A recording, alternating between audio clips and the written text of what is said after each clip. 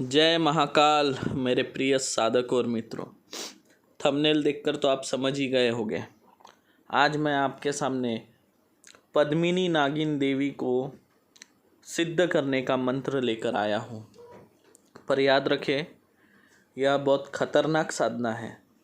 अगर इसमें आपसे कोई भी भूल चूक होती है तो याद रखें, हजारों नाग आके आपको डस कर सकते हैं, यानी काट सकते हैं। इसलिए आपको यह साधना करते वक्त बहुत ही सावधान रह के यह साधना करनी होगी।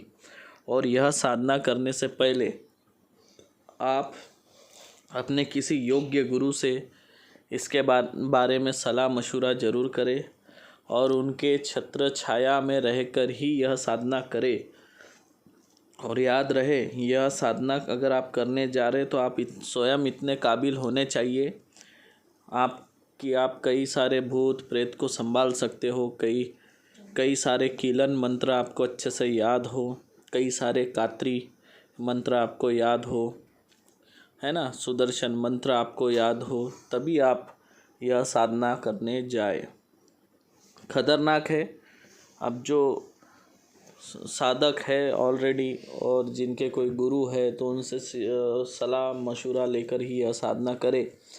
मैं यह साधना करने का किसी को सलाह नहीं देता हूँ, क्योंकि यह बहुत खतरनाक साधना है। और जिसे करवाता हूँ तो मैं अपने सानिध्य में रख के ये साधना करवाता हूँ, क्योंकि ये साधना इतनी खतरनाक है। याद रहे। और आपको जब यह सिद्ध हो जाता है तो आपको माला माल भी कर देता है, ये भी ध्यान रखें। ये इतना पावरफुल मंत्र है।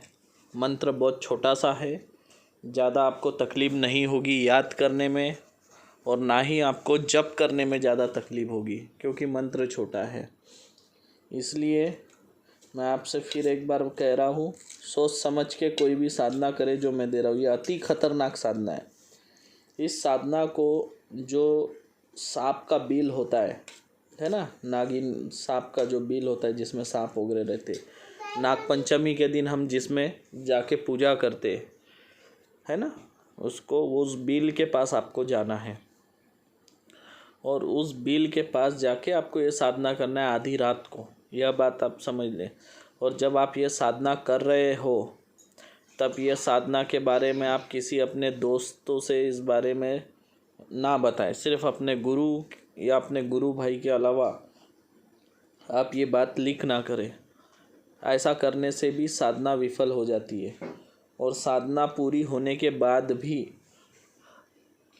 आप ये बात किसी को ना बताएं, गुप्त रखना होता है। याद रखें, जब आपकी साधना करते हो, साधना पूरी हो जाती है तो उस बारे में अपने गुरु के अलावा किसी और से इस बात को शेयर नहीं करना चाहिए। मैं तो आप गाँव भर ढिंडोरा पीटते बैठोगे मेरी ये साधना हो गई, साधना हो गई, तो याद रखें जो सिद्ध हुई वाली जो शक्ति है वो आपको छोड़कर चली जाती है। इसलिए कभी किसी को ना बताएं अपने गुरु के अलावा, चाहे आपका कितना ही अच्छा दोस्त हो, कोई भी हो। लेकिन जब भी आप साधना करने जाओ तो उसकी जानकारी आप किसी को भी बता के रखें, जैसे अपने गुरु को या फिर अपने गुरु भाई को, ताकि कम ज़्यादा कुछ होता है तो उन्हें आपको सही समय पे वो लोग आके आपको मदद दे सके। ये बात ध्यान रखें। और मैं अभी फिर से कह रहा हूँ, ऐसा ना हो कि आपका गुरु रहता हो कलकत्ता में, आप रहते हो बॉम्बे में, तो ऐसे में साधना मत करो, क्योंकि फिर कुछ घटना हो गई, कोई भी दुर्घटना हो गई तो आपको कोई नहीं बचा सकता। इसलिए ध्यान रखें, क्योंकि ये भूत प्रेत का नहीं, नागिन देवता का है ये, और ख़तरनाक मंत्र है ये, याद रखें। हाँ, नागिन देवी का मंत्र है, देवता का नहीं। मंत्र आपके स्क्रीन पे है, एक बार आप लोग देख लें। ओम पुह पद्मिनी मुखी स्वाहा। ये जो है पुह ऐसा पढ़ना है आपको, ओम पुह, ठीक है। ओम पुह पद्मिनी मुखी स्वाहा, यह मंत्र है। इस मंत्र को अच्छे से याद कर ले। ये पुह का जो उच्चारण है वो क्लियर होना चाहिए। अब मैं आपको इसकी विधि भी बता देता हूँ कि आपको इसकी साधना कैसी करनी है। नाक के बिल के पास आपको जाना है और इस मंत्र का जो है आपको 8000 बार जप करना है। और आपको जब आप साधना के लिए बैठेंगे तो वहाँ पे एक काला आसन होना चाहिए, काले कंबल का, उसके ऊपर बैठ के करेंगे। ज़मीन पे बैठ के साधना नहीं करना है आपको, याद रखिए। 8000 मंत्र जप करना है। 8000 मंत्र पूरे होते ही हो सकता है थोड़ा और 100-200 ज़्यादा भी पढ़ना पड़े। ऐसा नहीं कि 8000 हो गया और आप उठ जाए, ठीक है। 200-300-400 ज़्यादा पढ़ लिए तो कोई फ़र्क नहीं पड़ता। फिर नागिनी जो है उसको सिर में ऐसी चोट लगी हुई दिखेंगी, ऐसा खून बहता हुआ वो आपके पास आएंगी और आपसे पूछेंगी, बोल क्या काम है। तब आपको उसको बोलना है, नागिन देवी को, तुम मेरी माता बनो।